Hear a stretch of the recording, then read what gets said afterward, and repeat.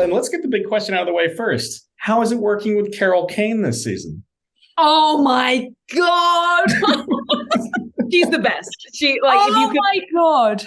She is so like as charming and effervescent and delightful as she may look on screen. She is like tenfold in person. She is, like I said it before today, but she's such like a sunflower of a person. She just has an energy that she can like walk into a room and not say a word and everyone just feels better.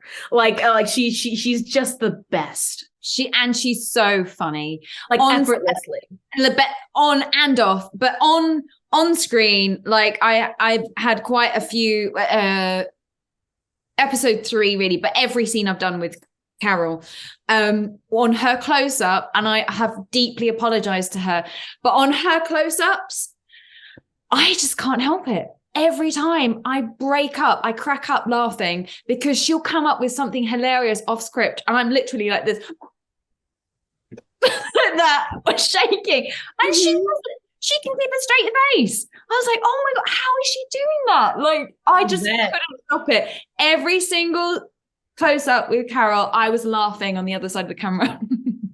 And Celia, you like, Uhura goes on, like, you encroach on horror stuff with this season. Like, and I feel like with horror, you always have to be like dialed up to 11. How is it kind of exploring those kind of shades to the character and really going with that level of intensity? Yeah, sure. When you think of Nyota Uhura, I think horror is the last thing you think of. And that's why I was so excited to do that when Dan Liu, the director of that episode, when he let me know that that's what was going on.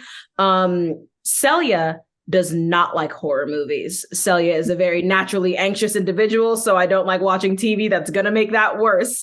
And so when I asked Dan, I was like, is there anything like you want me to because I'm not familiar with the genre as an actor or as a consumer of media. And so he was like, you could watch a Hereditary or Us or like all these or like the what's the word, the Conjuring. I was like, can I watch like Twilight? That's scary. Like I don't know. It was so exciting to do. And then when I got over my like initial fears of having to do the scary stuff, I cracked that open, and then like the meat of it became so rich of like, oh, we're doing some incredibly uncharted territory. We're telling a very real and practical story when it comes to grief and how one processes.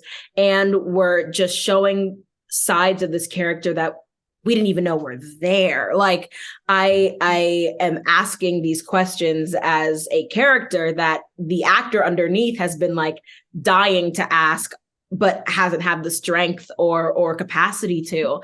And so to be a part of that while also playing in a genre that is incredibly intimidating and incredibly intense, it was, I walked out of that whole experience kind of a little puffed up and proud of myself that I made it through. I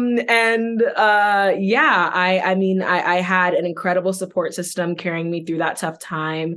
Working across from Paul Wesley as Kirk was like such an incredible moment. I've been a fan of Paul for a while, and so to play opposite him was such a dream. And doing it all in a genre that like is incredibly intimidating was it was a lot. It was a gauntlet. I mean, Uhura is really put through the ringer in episode 6 and just in this series. She does a lot of stuff that we haven't seen before yet.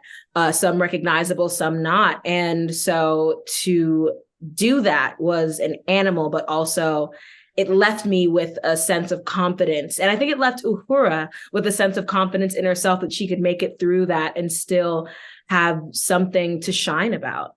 Well, there you go. And there's your tease for season 2. That's my time. This is Sam Stone with CBR.com. Season 2 premieres on June 15th on Paramount Plus with new episodes every Thursday. Guys, thanks for taking the time to sit down with me. Thank you. Thanks, Sam.